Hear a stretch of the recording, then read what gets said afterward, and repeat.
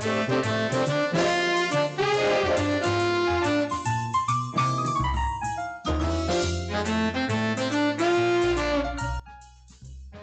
para pendengar Suyanto.id dimanapun Anda berada, mudah-mudahan selalu sehat walafiat. Selamat malam dan jangan lupa bagi yang belum subscribe sebelum mendengarkan video ini, klik subscribe atau bahkan lonceng supaya Anda mendapatkan YouTube, mendapatkan video yang terbaru dari channel pendidikan Suyanto.id, sebuah channel untuk berbagi pengetahuan dan belajar sepanjang hayat. Malam ini saya punya tamu istimewa, adalah generasi muda dibandingkan saya. Siapa beliau? Adalah Bapak Profesor Dr. Anwar Effendi, MSc.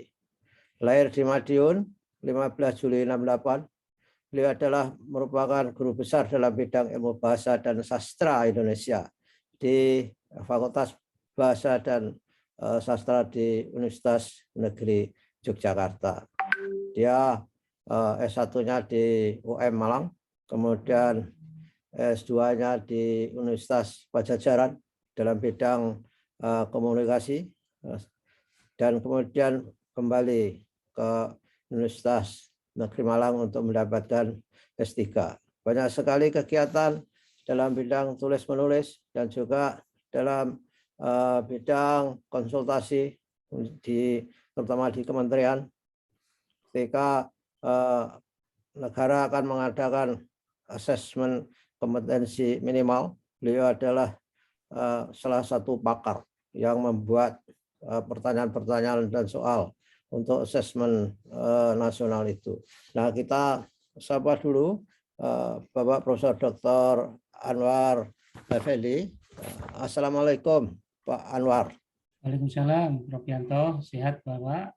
Alhamdulillah sehat, Mas. Nah, saya cabut memanggil Paknya, karena kalau saya panggil Pak sampai kelihatan itu dari saya. Nah, apa faktanya? Saya adalah lahir duluan, jadi saya panggil Mas Anwar. Ini Mas Anwar. Kita kan di era revolusi industri 4.0, ini IoT, Internet of Things, media yang ada di media sosial dan sebagainya itu memang luar biasa dinamikanya.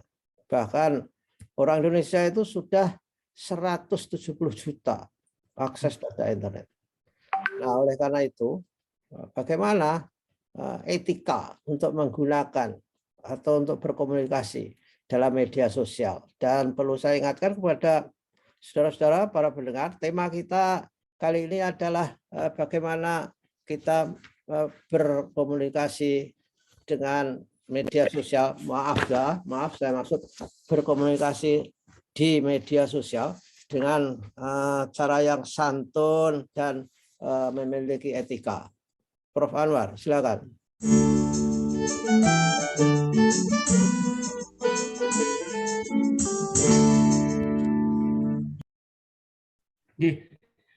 Sekali lagi selamat pada para penonton Suyanto.id.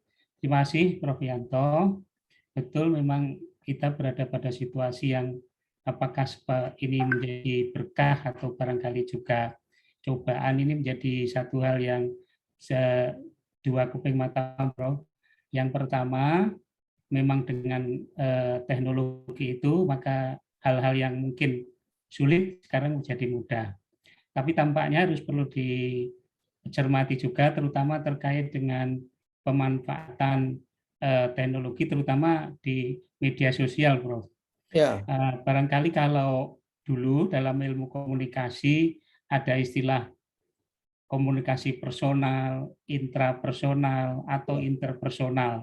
Nah, sekarang itu cair sekali, Prof. Jadi berkomunikasi intrapersonal yang sifatnya pribadi itu begitu masuk ke medsos itu rasanya menjadi tidak ada batasnya, Prof. Ini yang perlu menjadi penting untuk diperhatikan. Cair betul, apakah ini komunikasi yang sifatnya pribadi, kemudian publik itu batasnya sekarang cair, maka penting untuk diperhatikan bagaimana sebenarnya kalau itu memang komunikasi intrapersonal dalam pengertian untuk pribadi, yang mestinya tidak diunggah dan sebagainya. Itu yang paling perlu diperhatikan, perubahan cairnya interaksi itu, Prof, yang berpengaruh pada aktivitas keseharian kita, Prof. Ya, saya setuju itu. Dari persoalan komunikasi intrapersonal itu diekspos dan bahkan itu melampaui batas-batas kepatutan. Iya. Jadi ada media sosial yang isinya itu tidak mendidik, pertanyaannya itu pertanyaan yang membuat anak-anak muda terutama siswa itu justru ditonton banyak orang. Ada baru dipublish itu sudah ditonton 10 juta orang dalam waktu 2 minggu misalkan saja. Nah, ya 10 juta itu saya kira ada siswa-siswa kita yang untuk nonton. Padahal pertanyaannya itu pertanyaan orang dewasa. Pertanyaan seperti hubungan suami istri misalnya. Gimana itu? Betul, Prof. Jadi posisi yang barangkali perlu diperhatikan sebenarnya ada seperti yang saya sampaikan tadi. Yang pertama, karena ini pada situasi yang serba mendadak, bisa jadi masyarakat kita sebagai pengguna medsos itu belum siap. Maka belum ada filter untuk itu. Di sebaliknya juga para konten kreator yang membuat itu mestinya juga punya tanggung jawab bahwa apa yang disampaikan itu mestinya juga bisa mencerahkan, kemudian juga mencerdaskan. Nah, oleh karena itu tadi batas-batas bahwa persoalan pribadi, area pribadi itu mestinya tidak diekspor. Bahkan ini yang sering muncul itu dengan menggunakan bahasa-bahasa yang menurut ukuran itu sudah masih pada kelompok tabu, Prof, dalam posisi itu. Oh, sangat tabu. Dan karena itu tentu kembali pada posisi tadi, kesadaran masyarakat pengakses pun harus juga ditingkatkan. Tetapi yang paling penting karena sangat terbuka tadi, lebih kepada para pembuat atau konten kreator ini, Prof. Seperti yang diinisiasi Prof Yanto ini, insya Allah, Prof, walaupun mungkin juga barangkali kalau dihitung subscribe-nya sebagainya, tapi penonton-penonton Suyanto itu adalah orang-orang yang terpilih, mudah-mudahan jadi amal jariah, Prof. Amin. Ya, dan ya itulah yang menjadi persoalan kita itu, di mana mereka itu, Mas, jadi alasannya walaupun kata-katanya itu tabu, kata-katanya narasinya itu adalah narasi khusus untuk orang dewasa saja, itu tidak boleh dibicarakan, seharusnya tidak boleh dibicarakan di publik. Tapi itu di ruang publik ngomong persoalan orang dewasa dalam arti kehidupan suami istri lah ya itu.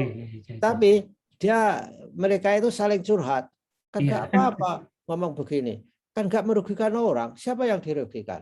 Nah, mereka kriteria ruginya itu ukurannya itu hanya material saja. Betul. Nah, itu yang tadi saya sampaikan, Prof. Sebenarnya ketika itu menjadi tempatnya tepat, halayaknya tepat, mungkin itu menjadi sebuah pencerahan pada proses, katakanlah mungkin dalam konteks klinik dan sebagainya itu. Tapi begitu diunggah dalam medsos, maka batas-batas mana yang harus melihat halayak itu yang barangkali perlu dijadikan perhatian, sehingga tentu kembali ke tadi tidak mengumbar sensasi, tapi lebih kepada informasi tadi itu, Bro. Ya, dan masyarakat itu juga kalau diberi edukasi itu enggak suka itu. Sukanya itu yang lucu-lucu, konyol-konyol, jorok-jorok begitu itu. Ini memang proses. Tapi begini, Bro, di dalam konsep komunikasi itu ada yang disebut dengan segmentasi, Bro. Artinya bahwa masing-masing nanti lama-kelamaan akan terbentuk sebuah segmen pengakses, atau kalau dalam koran itu pembaca. Katakanlah misalkan nanti Kompas punya segmen sendiri, kemudian Republika punya segmen sendiri. Lambat laun nanti akan terjadi semacam istilahnya seleksi alam dalam tanda petik. Maka ketika sudah sampai pada titik optimal, saya yakin nanti masyarakat semakin cerdas, maka akan tersegmen, Prof. Hal-hal yang sifatnya vulgar, kemudian sesaat itu sebenarnya nanti pada titik jenuh juga saya yakin akan hilang. Nah, nanti yang muncul adalah mudah-mudahan ya model-model Prof Yanto begini, walaupun sekarang mungkin belum masuk pada mainstream, tapi kok dalam konteks komunikasi nanti saya punya keyakinan nanti akan mengalir pada titik tengah karena orang pada itu akan mencari sesuatu yang baru yang mungkin menjadi proses pencerahan itu, Prof. Ya. Karena itu kalau dilihat dari neuroscience, ya, pikiran-pikirannya yang masih dipengaruhi oleh otak reptilian itu. Jadi ya makan, minum, kemudian hubungan seperti suami istri dan sebagainya itu. Nah, itu luar biasa itu. Jumlahnya banyak, Mas.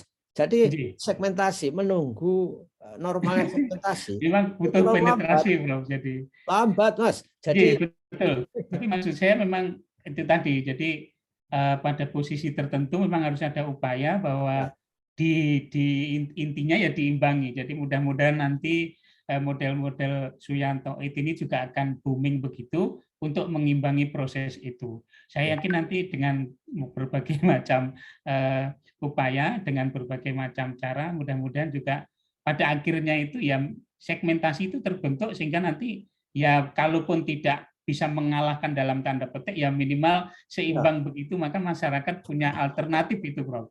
Ya, saya juga tidak berpretensi untuk bisa menandingi, tapi saya tujuannya adalah membuat konten alternatif. Jadi jangan ikut yang mainstreamnya, malah mainstream yang tidak pada jalur. Jadi kalau kita tidak berbuat sesuatu, itu saya kira kita masuk orang yang kategori lemah iman. Jadi posisinya hanya berdoa saja tentu tidak bila. Jadi betul, mungkin tampaknya juga regulasi sebenarnya juga sudah tidak kurang-kurang. Kemudian juga katakanlah undang-undang dan sebagainya.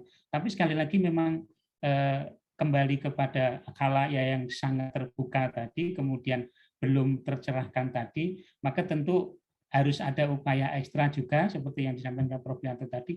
Tapi sebenarnya di negara-negara maju itu sudah terbentuk, Prof. Jadi bagaimana konten kreatif yang mengembangkan, mencerdaskan, menumbuhkan kreativitas itu sebenarnya juga sudah punya itu. Cuma memang di kita itu belum disuarakan dengan secara masif sehingga ya tertindih oleh hal-hal yang sensasi itu tadi, Prof. Ya oleh karena itu ya kita berdua menyuarakan ya. Insya Allah, Bro. Jadi posisi yang pertama tentu kita upayakan bagaimana memberi alternatif konten yang kreatif, tentu mencerdaskan. Kemudian yang paling penting mudah-mudahan nanti kita punya waktu khusus untuk membicarakan bagaimana sebenarnya bahasa itu digunakan dan itu akan berpengaruh pada audiens terutama yang generasi muda supaya tetap bersikap positif terhadap bahasa sebagai bagian dari pengungkapan pikiran itu, Prof. Yanto. Ya. Wong di konten medsos itu menyebut nama-nama binatang itu biasa. Luar biasa itu. Itu intinya mereka sebenarnya di dalam teori bahasa sebenarnya mereka tahu bahwa itu tabu karena mungkin membuat rasa takut, membuat rasa nyaman, kemudian bentuk upatan. Cuma kesadaran sikap positif ini yang barangkali kembali dikalahkan oleh ingin membangun sensasi, dan ternyata sensasi itu dinikmati oleh sekelompok orang itu, Prof. Jadi posisinya yang utik sensasi, mereka tidak punya pikiran bahwa punya adik, punya keluarga, punya orang tua yang barangkali juga perlu diberi bagian dari proses pertanggungjawaban menyampaikan yang baik itu, Prof. Yanto. Ya, yang menikmati bukan sekelompok, Mas, banyak kelompok. Iya. Oleh karena itu sebenarnya nanti bahasanya apa gimana ya menjadi dosa jariah terus menerus itu ya bagian dari proses itu tadi, Bro. Jadi sekali lagi memang karena cairnya konteks interaksi antara penutur dan lawan tutur itu yang mestinya itu menjadi bagian komunikasi yang katakanlah ranah yang sifatnya domestik begitu. Nah, begitu diunggah maka itu mana yang ranah domestik, publik itu menjadi sangat cair batasnya itu. Sementara kalau kita mengharapkan masyarakat nanti meningkatkan diri sendiri, tentunya juga tadi itu menjadi evolusi yang panjang, Prof. Memang perlu penetrasi yang tidak tahu, pokoknya tidak berorientasi pada bisnis, tapi mudah-mudahan channel seperti Prof. Yanto itu menjadi daripada mengutuk kegelapan, menyalakan lilin begitu ya, Prof. Yanto. Filosofinya bagus Mas itu. Jadi, karena kalau hanya wah kayak gitu aja tapi nggak berbuat sesuatu ya percuma saja. ya, Masa TV isinya seperti itu, medsos isinya seperti itu. Nah kira-kira kita akan berbuat apa? Nah, mudah-mudahan sekali lagi terima kasih Prof Yanto sudah memulai. Insya Allah ini menjadi inspirasi bagi kami. Mudah-mudahan juga dengan segala upayanya bisa. Sekali lagi mungkin kita tidak akan sampai pada bentuk mengalahkan atau mengimbangi ya, ya, menawarkan supaya ya, masyarakat punya pilihan itu, Prof. ya edukasi lah. Jadi mudah-mudahan ya seperti harapan sampean bahwa suatu Ya, ketika ada kejenuhan itu, tapi entah betul. kapan jenuhnya Ya, karena medsos yang sangat-sangat apa betul. banyak subscribernya sampai hampir 10 juta segala macam. Ya, itu. Kemudian isinya itu selalu misalkan saja penampilannya selalu menonjolkan Ya, kembali ke sensasi itu tadi, ya, Prof. ya. Tapi itu kan itu demi konten sebetulnya. Betul. Jadi kadang-kadang sama sekali tidak punya pikiran bahwa apa yang disampaikan, apa yang diucapkan, apa yang ditampilkan itu menjadi bagian dari proses pembelajaran pendidikan itu memang yang penting pada saat itu. Bahkan mungkin ada yang menyengaja, Bro, untuk Ya, membuat ya. semacam kontroversi, kemudian dari situlah nanti justru masyarakat akan tertarik mengakses. Nah, barangkali memang masyarakat kita ya dimaklumi masih literasi Ya, digitalnya juga ya, masih perlu ya. ditingkatkan gitu, Bang. Ya, karena tingkat pendidikannya yang masih rendah itu maka masyarakat itu masih apa tidak bisa membedakan antara hoax dan tidak. Betul. Ya, Apa? makanya sekali lagi mudah-mudahan yang kecil ini nanti mengampilkan seperti yang disampaikan Prof. Yanto sekali. Saya kok optimis bahwa pada titik tertentu nanti orang akan mencari bentuk yang berbeda sebagai bagian dari proses eksistensi. Nah, mudah-mudahan bentuk berbeda itu ke arah yang baik gitu, Prof. Ya, Ya, ya, mungkin ya. tawarannya seperti itu. Nanti kalau mengarah ke sana, saya yakin nanti pada satu titik mereka akan sampai pada titik jenuh. Nah, sudah tersedia pilihan-pilihan seperti yang disampaikan oleh Prof. Yanto itu ya, barangkali memang perlu proses begitu. Mudah-mudahan Prof. Yanto tetap sehat, tetap semangat untuk memberi kontribusi walaupun kecil, Prof. Yanto. Amin, amin. Ya, Ya, sampai membuat semangat saya. Jadi ya. Betul. bisa, Jadi maksud saya barangkali nanti di antara kesibukan Prof. Yanto kemudian juga saya pikir kembali pada posisi tadi, Bismillah, tidak berorientasi pada profit semata, betul-betul menyampaikan sesuatu yang baik. Nanti ya sudah sampai pada titik itu, nanti tangan Tuhan insya Allah yang akan menggerakkan kita, Bro. Tapi tetap usahanya sudah ada, gitu, Bro. ya, baguslah. Jadi kita memang tidak boleh putus asa. Allah nggak suka kepada orang yang putus asa, sehingga kita harus tetap jalan dan sesuai juga dengan yang akan ada pelatihan di kampus kita tanggal 27-28. Kita harus memiliki growth mindset sehingga tidak ada kata putus asa, menyerah. Tantangan harus kita hadapi. Mas, dalam kondisi seperti ini, orang tua harus bagaimana ini? Jadi kan anak-anak di masa pandemi daring itu kan semakin canggih browsingnya. Ya, orang tua gimana ini harusnya?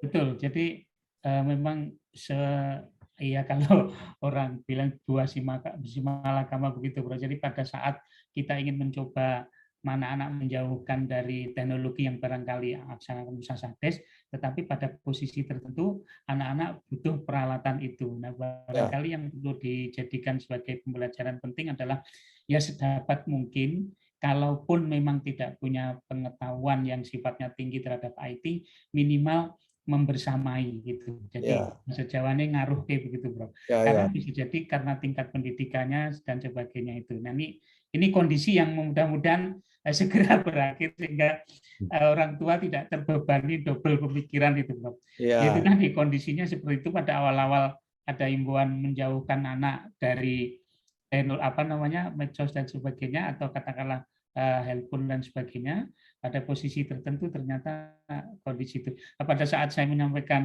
pidato pengukuhan itu salah satunya itu tadi bahwa ternyata medsos itu masih cenderung digunakan sebagai bagian dari proses untuk unjuk diri. Jadi orang tua betul-betul mendapat tantangan ini Mas ya. Cobaan lahir batin, betul Bapak. Jadi posisinya menjadi dari sisi pengetahuan untuk menemani anak menangkap pelajaran juga sudah bermasalah, tapi dari sisi mendung IT itu juga masalah yang kedua lagi, itu double tugas ini. Ya. Dan untung sampai sudah nggak punya anak kecil ya, jadi masih SMP lagi ke mondok insya Allah. Nah, tapi juga ya, orang tua itu kalau punya anak-anak seusia SMP itu juga cemas ya. Saya hanya membayangkan saja, rasanya cemas juga ya. Betul, jadi posisinya kan menjadi kalau nanti ditunggui, diamati terus dalam tanda petik juga mengganggu interaksi, nanti begitu ditinggal sebentar kita juga sudah tidak bisa ngontrol apa yang dilakukan anak di dalam aktivitas interaksi itu, Bro. Jadi memang betul-betul lost generation dalam posisi itu, Bro Yanto. Ya. Buang anak saya yang SMA itu juga begitu, bahwa pagi itu ya harus presensi, kemudian itu pun kalau kita aksesnya sudah bagus, Prof. Nah, oleh karena itu mudah-mudahan sekali lagi model-model Prof. Yanto ini nanti anak-anak juga bagaimana nanti upaya kita, Prof, untuk kalau klik pendidikan itu nanti ya channel Prof. Yanto itu yang di atas lah begitu, sehingga nanti anak terganggu untuk masuk ke akses-akses seperti itu ya bagian dari alternatif tadi itu, Prof. Yanto. Amin. Mudah-mudahan dan anak-anak itu kan literasinya terhadap kemanfaatan IT ketika dia akses ke situs tertentu itu kan tidak semuanya baik. Jadi ada juga yang saya kira mereka tidak tahu, lama-lama klik terhadap laman yang ini kok menarik. Jadi kalau ya itu sebenarnya kemudahan sekaligus juga menjadi bagian dari apa istilahnya yang perlu, misalkan di Google itu mau nyari gambar apa begitu untuk referensi, ternyata tiba-tiba di situ sudah muncul alternatif yang sebenarnya tidak diinginkan oleh anak, yang itu yang menjadi penting juga, Prof. Yanto, itu perlu pencermatan betul itu, Prof. Yanto. Terutama pemasang iklan itu juga lihai itu menyelundupkan iklan. Iya, itu tadi menyelundupkan tautan-tautan atau link-link yang nanti menggiring anak pada situasi untuk masuk yang sebenarnya tidak dibutuhkan itu tadi, Bro. Terutama yang barangkali sekarang menjadi sangat mencemaskan di samping konten, kemudian di samping bahasa, itu anak-anak juga konsumtif sekali, Bro. Jadi ketika mengakses medsos tertentu, kemudian si pembuat konten itu memproduksi ini, ternyata ini juga menjadi tren juga, tidak sebatas konten, tetapi punya keterikatan sehingga nanti apa istilahnya itu lalu membeli macam-macam. Kalau itu positif sih tidak apa-apa, tapi konsumtifnya juga ternyata menjadi bagian penting yang perlu kita perhatikanlah sebagai generasi yang mudah-mudahan nanti kita meninggalkan generasi yang kuat, kata Rasulullah itu ya, generasi yang kuat iman dan pikirannya begitu.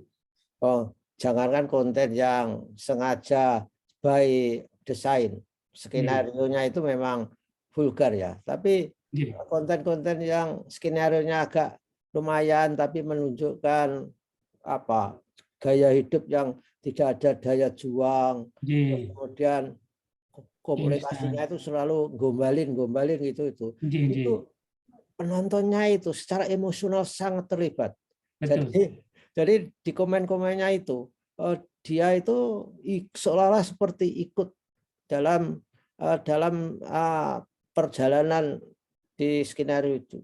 Kalau misalkan dia sedang bertengkar dengan partnernya itu, ya mereka marah-marah juga. Wah, luar biasa itu. Nah, jadi fenomena apa itu?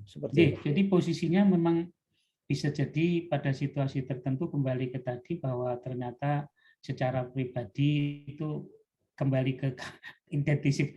Kalau dulu ketika masih langganan koran seperti Prof. Yanto waktu di kantor itu kan bisa milih secara selektif begitu, Prof. Jadi kita membaca apa, rubrik apa, kemudian nanti kolom apa. Nah sekarang itu menjadi sangat cair tadi itu, maka kadang-kadang kendali diri dalam konteks untuk memilih konten itu yang belum bisa dipraktekkan gitu. Dan itu kembali ke tadi memang butuh semacam pencerdasan. Nah, mungkin dari sisi kebijakan atau sisi hak asasi manusia dan sebagainya bisa jadi ini sebuah kelemahan. Tapi yang katakanlah kita bukan berarti memuji ya, bagaimana RRT itu Tiongkok itu Weibo itu betul-betul dikendalikan untuk menggantikan yang lain. Tapi karena kita belum punya program-program seperti itu, jadi menerima semua begitu ya, barangkali pada satu saat ketika anak bangsa ini sudah membuat produk-produk yang kira-kira bisa memberikan semacam peluang edukasi, itu rasanya kok penting juga diarahkan ke sana. Sehingga tidak sebagai pengguna semua begitu, Prof. Iya, ya.